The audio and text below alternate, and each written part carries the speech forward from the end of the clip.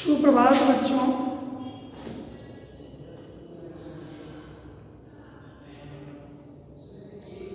तो आज भी कलिंग विजय चैप्टर को ही मैं कोशिश कर रहा हूँ कि आज यह समाप्त हो जाए। कुछ शेष अंश इसके बच गए थे।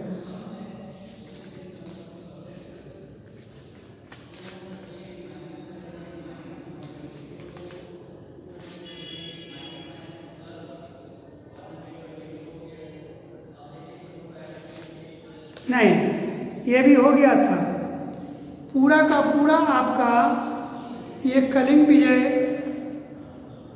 कल मैं समाप्त कर दिया था। अब इससे संबंधित कुछ प्रश्न वगैरह है, उसको ज़रा आप लोग देख लें। प्रश्न उत्तर तो आप लोग स्वयं कर लीजिएगा। उसके बाद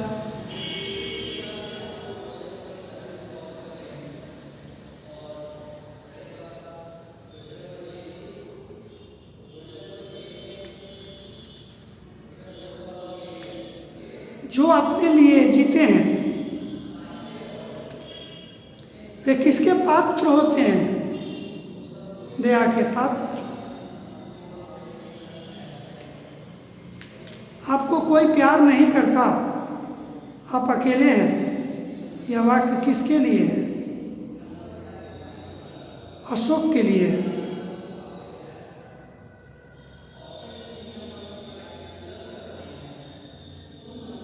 आज्ञा मानना और सलाह देना किसका काम है?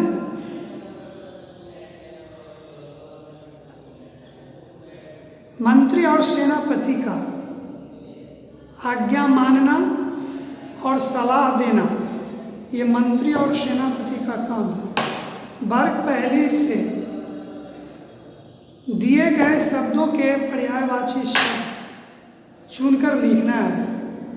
पक्षी, पक्षी का इसमें पर्याय होगा चिड़िया, या नहीं तो बिहार, परिंदा, ये सब हो सकता है। तो आपको इसमें से स्वयं वर्ग पहले में से ढूंढ करके और इसमें भरना है। एक शब्द की उसी अर्थ में आवृत्ति को पुनरुक्ति कहा जाता है।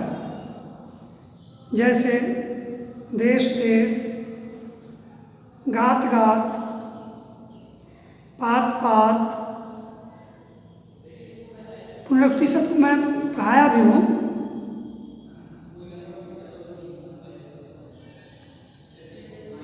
पुनरुक्ति उसकी हो, जैसे देश देश, गात गात, पात पात। ऐसे ही दो शब्द आपको खुद लिखना है पुनरुक्ति शब्द।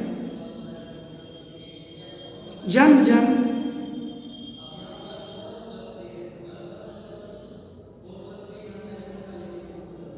और एक अपना सोच करके लिख लीजिएगा।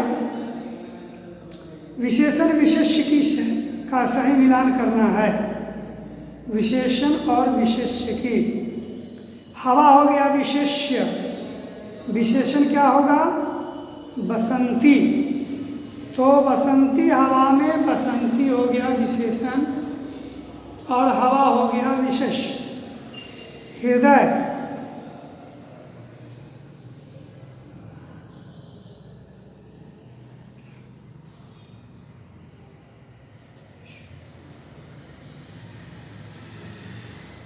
हृदय जो है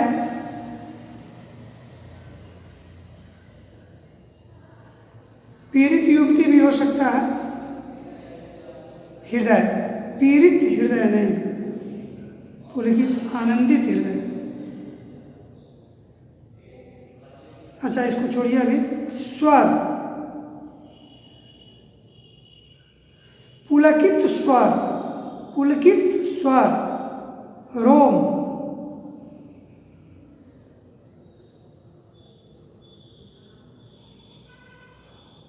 पुलकित रोम होगा, पुलकित रोम, पुलकित रोम। सुंदर युवती,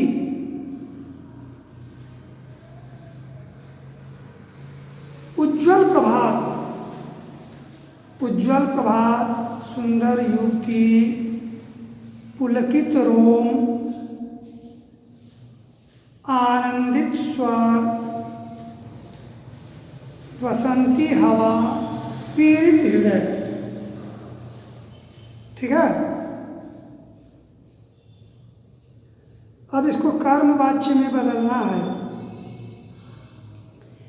वाच्य वाच्य, कर्तृवाच्य, कर्मवाच्य और भाववाच्य। तो गायिका ने गाना सुनाया,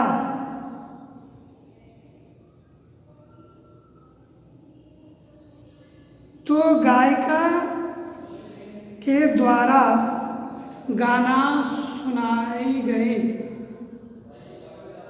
नंदिनी गांव छोड़कर जाती है, नंदिनी के द्वारा गांव छोड़कर जाया जाता है। आपने रक्त का सागर बहाया,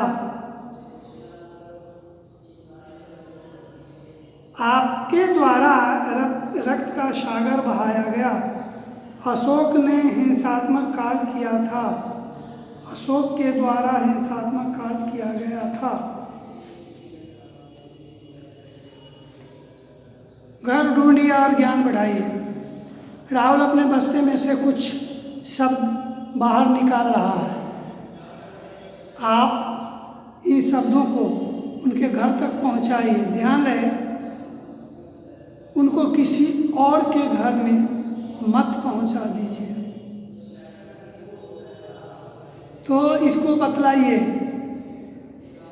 मलयालम ये विशेषण है कि क्रिया है, सर्वनाम है कि बोली है कि भाषा है? मलयालम सर्वनाम, मलयालम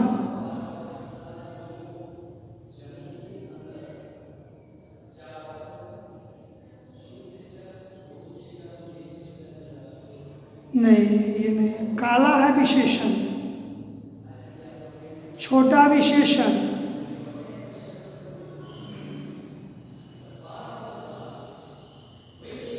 मैथिली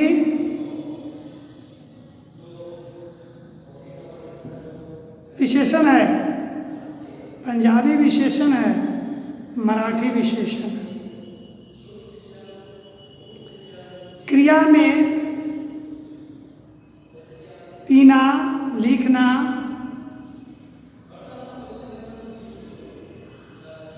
ये सब, कूदना, सब क्रिया है। सर्वनाम में आप, तुम, वे, ये सब सर्वनाम है। बोली, और तो बोली में मैथिली, बोली में लिखिएगा।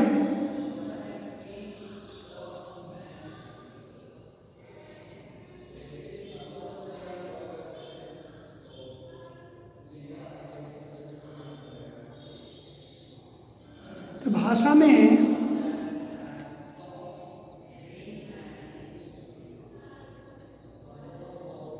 मलयालम,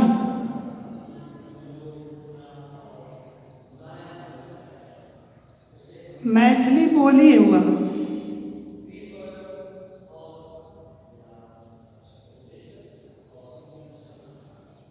मराठी बोली हुआ, भाषा में हिंदी, मैथिली भाषा, भाषा में हिंदी और मैथिली, ये दो, या अंग्रेजी, अंग्रेजी, मैथिली और हिंदी, ये भाषा में लिखिएगा। पंजाबी और मराठी, मलयालम, पंजाबी, मराठी, मलयालम, ये कौन सी में लिखिएगा? बोली में लिखिएगा।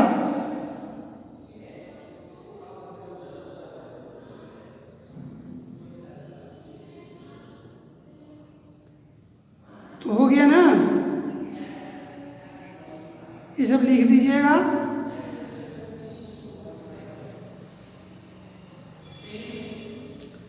विशेषण जब संज्ञा या सर्वनाम के बजाय विशेषण की ही विशेषता बतलाता है तो उसे प्रविशेषण कहते हैं। एक लंबा युद्ध विशेषण हो गया लंबा। विशेषण की विशेषता क्या है? नहीं, विशेषण हो गया युद्ध और एक लंबा प्रविशेषण हो गया बहुत खराब स्थिति। स्थिति विशेषण हो गया बहुत खराब, प्रविशेषण हो गया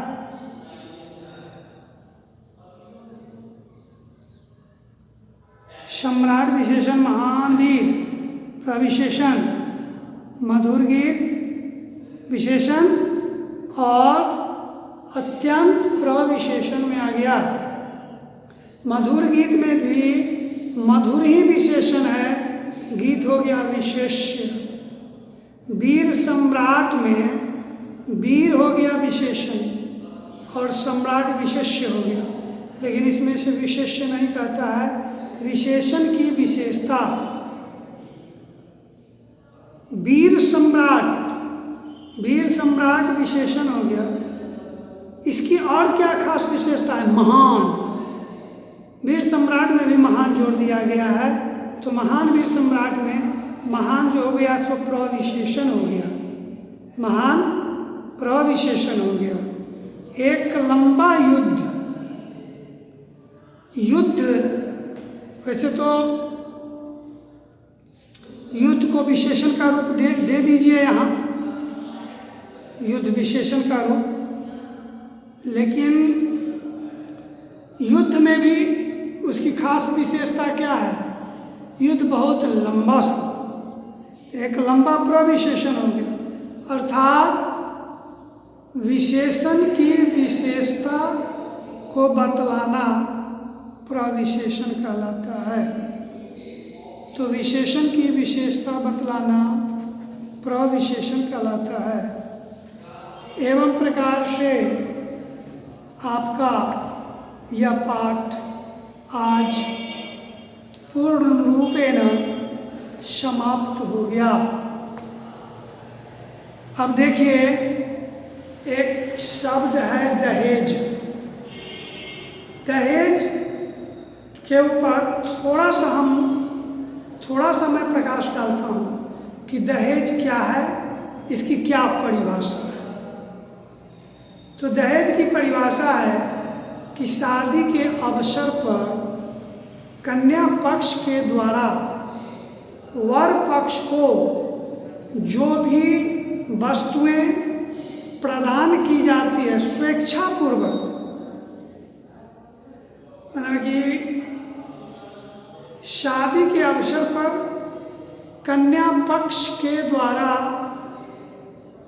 वर पक्ष को स्वेच्छापूर्वक जो भी वस्तुएं प्रदान की जाती है उसे दहेज कहते हैं। दहेज में पैसा भी होता है, सोना चांदी भी होता है, फर्नीचर भी होता है, बर्तन बासन भी होता है, ग्रेन अनाज भी होता है, तो कपड़े लत्ते भी होते हैं, बहुत सारा चीज़ होता है, जानवर होता है, गाय भैंस भेड़ बकरियाँ। क्या जानते हो, भगवान राम की जो शादी हुई थी तो उसमें जो है राजा दशरथ जनक जी से पैसा का डिमांड नहीं किए थे, है कि नहीं? यद्यपि यह दहेज प्रथा उसी समय से चली आ रही है, यह एक पवित्र बंधन का पवित्र शब्द है दहेज प्रथा, लेकिन आज हम लोगों ने इसे अपवित्र बना दिया है। दहेज का नाम सुनते ही लोगों का दिल रूह कांपने लगता है। यह जो है दहेज रूपी राक्षस समाज में मुंह बाए खड़ा रहता है कि कब किसको निगलें, इस इंतजार में। तो दहेज नाम सुनकर के ही लोगों को भय हो जाता है, जबकि यह भय का बिल्कुल शब्द नहीं है, यह पवित्र शब्द है, प्रेम का प्रतीक है। शादी के अवसर पर दहेज दिया जाता है, अन्य किसी भी अवसर पर दहेज नहीं दिया जाता है।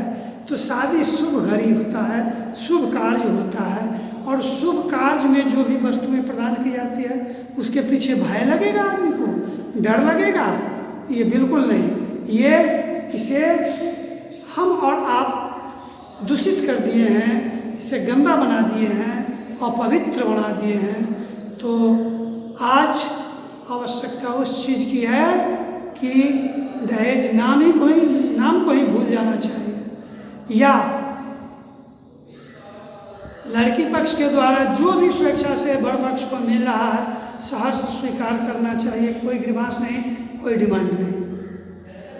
लेकिन विगत पिछले लगभग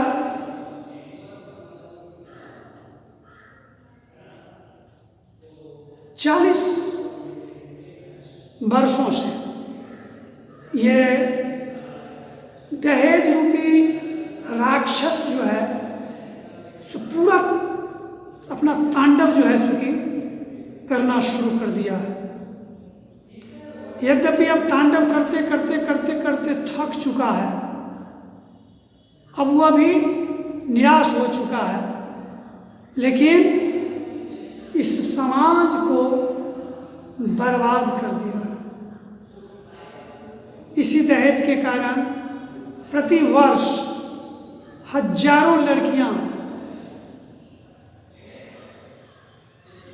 मार दी जाती है,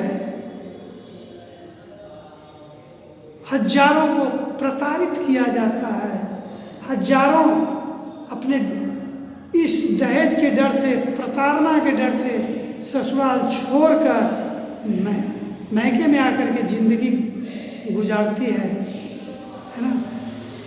क्या ये अच्छी बात है? बिल्कुल नहीं।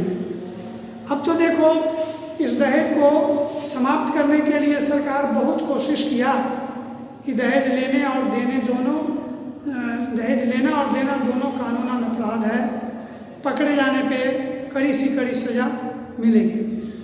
कितने लोगों को सजा मिली? एक भी लोग को सजा नहीं। हाँ, सजा तब मिली जबकि उस लड़की को मार दिया, काट दिया या प्रताड़ित किया।